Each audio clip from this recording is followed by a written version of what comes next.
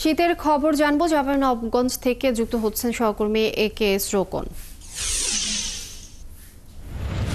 রোকন, শীতে কি ধরনের দুর্ভোগ দেখছেন? কৃষিক্ষেত্রে কেমন প্রভাব পড়ছে?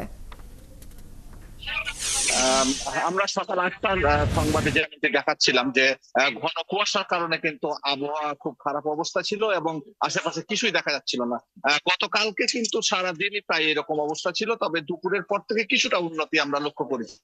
আজকে কিন্তু ব্যতিক্রম অবস্থা আমরা লক্ষ্য করছি। আমরা যদি আপনাকে দেখানোর চেষ্টা করি যে আজকে কিন্তু আবহাওয়া অনেকটা ভালো এবং কিছুক্ষণ আগে সূর্য মামাই উঁকি দিতে আরম্ভ করেছে এবং আবহাওয়া কিছুটা আস্তে আস্তে উষ্ণতার দিকে যাচ্ছে, যার কারণে কিন্তু বাজারগুলোতে লোক সমাগম বেড়েছে এবং এই অবস্থা বিরাজ করতে থাকলে আস্তে আস্তে তাপমাত্রা কমতে থাকবে এবং জনজীবন অনেকটা স্বাভাবিক হয়ে আসবে। তবে এই যে হারে শীত মানে অনুভূত হচ্ছে, তাতে করে কিন্তু খেটে খাওয়া মানুষ এবং বিশেষ করে যারা দিন মজুর তাদের কিন্তু কষ্ট বেড়ে যাচ্ছে এবং তাদের বক্তব্য হচ্ছে যে তাদের মানে যেহেতু আয় না থাকলে তারা খেতে পারবে না, তাদের সংসার চলবে না, যার কারণে কিন্তু শীত থাকলেও তাদের বের হতে হচ্ছে।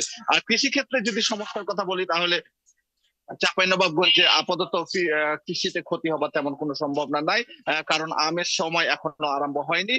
আর যে সমস্ত ফসল রয়েছে সেগুলো তেমন একটা ক্ষতি হবে না, তবে দীর্ঘমেয়াদী যদি কুয়াশা থাকে তাহলে সেই ক্ষেত্রে কিন্তু ফসলগুলোতে কিছুটা সমস্যা দেখা দিতে পারে। সেই কারণে পলিথিন দিয়ে ঢেকে রাখতে হবে। আর আমরা আজকে যতটুকু জানতে পেরেছি যে চাঁপাইনবাবগঞ্জে তাপমাত্রা ছিল 12 থেকে 13 ডিগ্রি সেলসিয়াস এবং বাতাসে আর্দ্রতা ছিল 86,